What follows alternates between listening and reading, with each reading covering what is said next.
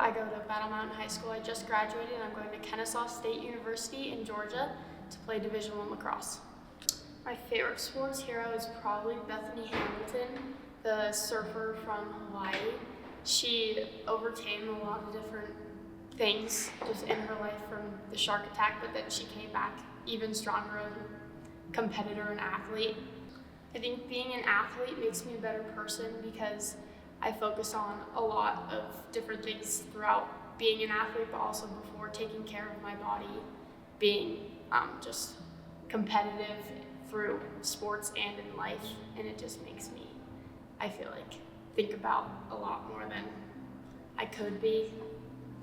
A word that describes me, I think, as a competitor is a teammate, because playing lacrosse, you have to play as a team. Like, you can't be playing by yourself. For me, I'm very talkative on the field. Like, I always try to give people feedback and just also give myself feedback as much as I can. Chris Inks was my favorite coach because he was always there for me for my 7 a.m. practices whenever I wanted him to come. He always helped me and tried to encourage me and just was always there for me in the moments that I really needed it. My name is Chris Inks. I've been coaching high school lacrosse now this is my 13th season. I did boys varsity lacrosse for 11 years, and this is my second year with the girls team. I've had kind of a whole slew of athletes go and play, at least at the club level. Division level, only a handful went on to play D2 or D3. I've only had one athlete that made it to the Division I level. I think there's two things really that make Roxy stand out to me compared to any of the other lacrosse players I've coached. And the first one would be just her dedication to the sport. This was a kid that at 15 years old was texting me at 7 a.m. just to see if she could get an hour in the gym, just to get some reps in before school even started. So her dedication to the sport really stands out to me. And then the second thing is just her body awareness. I've always thought this comes from her having a freestyle skier background, but any minute body movement that I was able to point out to her that she was doing, she instantly got it and then was able to apply any of the feedback that I gave her. So those two things really stand out to me.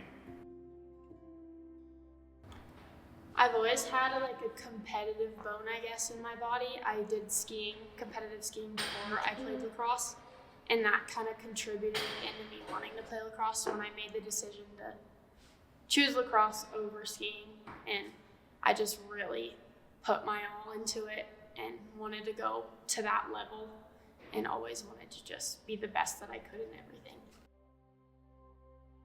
I would work outside of lacrosse practice before or after school, whatever time I could get with the coaches that I could. I'd go to the gym a lot just to always work on my strength, but then every day I'd try and get my stick in my hand so I could work on my stick skills. I juggle a lot for hand-eye coordination. I'd wake up at 7 a.m. before school and play some lacrosse for an hour till 8, and then would go on with my day, but I was always trying to put in as much lacrosse as I could. You can't look at it as getting hit with a ball. You just kind of have to look at it as see the ball, save the ball, as my coach would say.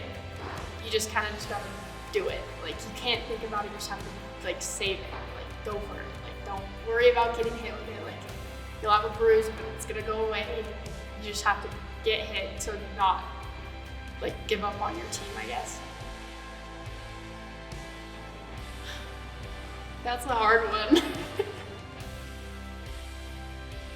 I give myself feedback and I listen to what my coaches say, and I really try to put in that effort to either fix the feedback or just try and really work on my confidence. I was telling myself that I'm doing great. Positive feedback to myself is really a game changer, because if you're talking negatively, you're not going to play well. If you're in a bad headspace, you're already done. You have to be confident